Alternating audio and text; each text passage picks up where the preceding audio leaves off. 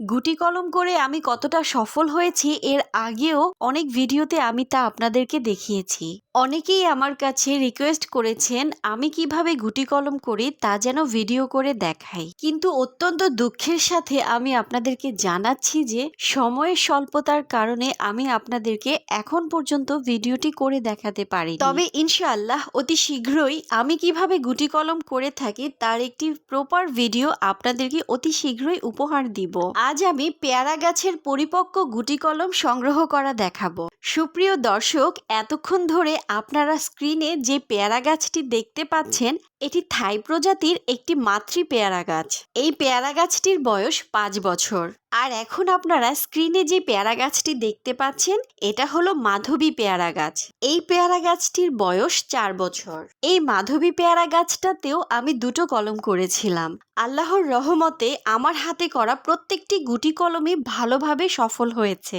থাই এবং মাধবী এই দুটো পেয়ারা গাছ থেকে আমি আজ 5টি কলম সংগ্রহ করব। গাছ থেকে কাটার পর কলমগুলোকে আজ আমি এই বালতিতে সেট আপ করবো।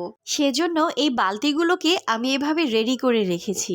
যারা জানেন না শুধুমাত্র তাদেরকে উদ্দেশ্য করেই বলা, আমার হাতে থাকা এই যন্ত্রটির নাম হচ্ছে করাত। এটি দিয়েই আজ আমি আমার ছাদ বাগানের পেয়ারা গাছের গুটি কলমগুলো সংগ্রহ করব। গ্রাফটিং নাইফ, ছুরি, কাঁচি, করাত, সিকেচার যা কিছুই বলেন না কেন, যে কোনো ইনস্ট্রুমেন্ট গাছের গায়ে ব্যবহার করার আগে অবশ্যই ভালোভাবে জীবাণুমুক্ত করে নেবেন। আর গাছের ডাল কাটার পর সেই কাটা অংশে অবশ্যই ভালোভাবে ফাঙ্গিসাইড লাগিয়ে দিবেন। কথা বলতে বলতে আল্লাহর নাম নিয়ে বিসমিল্লাহ করে আমার মাধবী পেয়ারা গাছ থেকে একটা কলম কেটেই ফেললাম। ভিডিওর শেষে আপনাদেরকে আমি প্রতিটা কলম খুলে দেখিয়ে দিব ভেতরে শিকড়গুলো কতটা পরিপক্ক হয়েছে। বাকি কলমগুলো কাটতে আমার ছেলে আমাকে সাহায্য করছিল। মাশাআল্লাহ, আলহামদুলিল্লাহ। এই যে দেখুন এক এক করে 5টা কলমই কেটে ফেলা হয়েছে। আমার ছাদ বাগানের মজার পেয়ারার ভিডিও দেখে অনেক ভাইয়া আপুরা আমাকে রিকোয়েস্ট করেছিলেন আমি যেন আমার এই ভালো প্রজাতির পেয়ারা গাছগুলো থেকে তাদেরকে কলম করে দেই। সেসব ভাইয়া আপুদের কথা মাথায় রেখেই এই কলমগুলো আমি করেছি।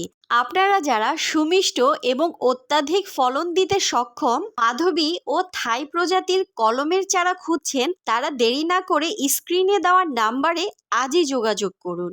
শেকড়গুলো দেখে আপনাদের নিশ্চয় আর বুঝতে বাকি নেই কলমগুলো কতটা পরিপক্ক। বীজের চারাকে কলমের চারা বলে চালিয়ে দেওয়া নার্সারি থেকে প্রতারিত না হতে চাইলে আমাদের কাছ থেকে নিতে পারেন এই সুন্দর কলমের চারাগুলো। আর জানেনই তো ছাদ বাগান বা বাড়ির উঠোনে রোপণের জন্য